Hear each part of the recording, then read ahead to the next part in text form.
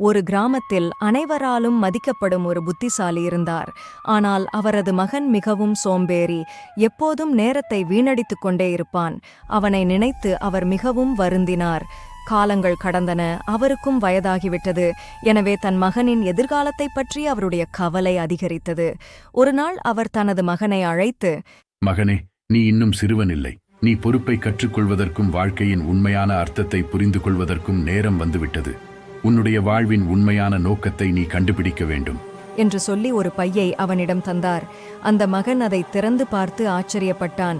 அதில் 4 பருவ காலத்திற்கு ஏற்ற சில உடைகளும் கொஞ்சம் பணமும் உணவும் ஒரு வரைபடமும் இருந்தன.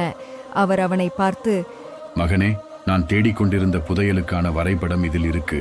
நீ அங்கு சென்று எனக்காக அந்த புதையலை தேடி எடுத்து வா என்றார். தன்னுடைய அப்பா ஒரு சிறந்த யோசனை சொல்லியிருப்பதாக நினைத்து அவன் ரொம்பவே உற்சாகமடைந்தான். மறுநாளே அவன் தன் புதையல் வேட்டையைத் தொடங்கிவிட்டான்.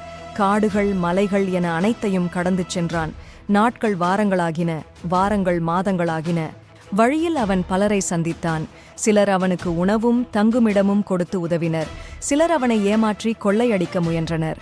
மனிதர்களின் நல்ல குணம், தீய குணம் இரண்டையும் கண்டான். பருவங்கள் மாறியதால் அவனை சுற்றியுள்ள நிலப்பரப்பும் மாறியது. கரடுமுரடான நிலப்பரப்பு, அன்பான அந்நியர்கள், வஞ்சகர்கள் போன்ற சவால்களை எதிர்கொண்டு அவன் பயணத்தை தொடர்ந்தான். 1 வருடம் கழித்து வரைபடத்தில் குறிக்கப்பட்ட இடத்தை அடைந்தான். அது ஒரு செங்குத்து பாறை. அதன் அருகே இருக்கும் மரத்தின் அடியில்தான் அந்த புதையல் இருப்பதாக வரைபடத்தில் இருந்தது. அவன் ஆர்வமாக அந்த மரத்தைச் சுற்றியும் அதன் அடியிலும் இன்னும் ஆழமாகவும் தோண்டினான். ஆனால் புதையல் கிடைக்கவில்லை.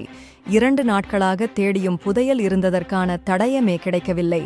எனவே விரக்தியடைந்து வீடு திரும்ப முற்பட்டான். முழு வீடியோவை பார்க்க ஹேண்டிலுக்கு கீழே உள்ள லிங்கை கிளிக் செய்யவும்.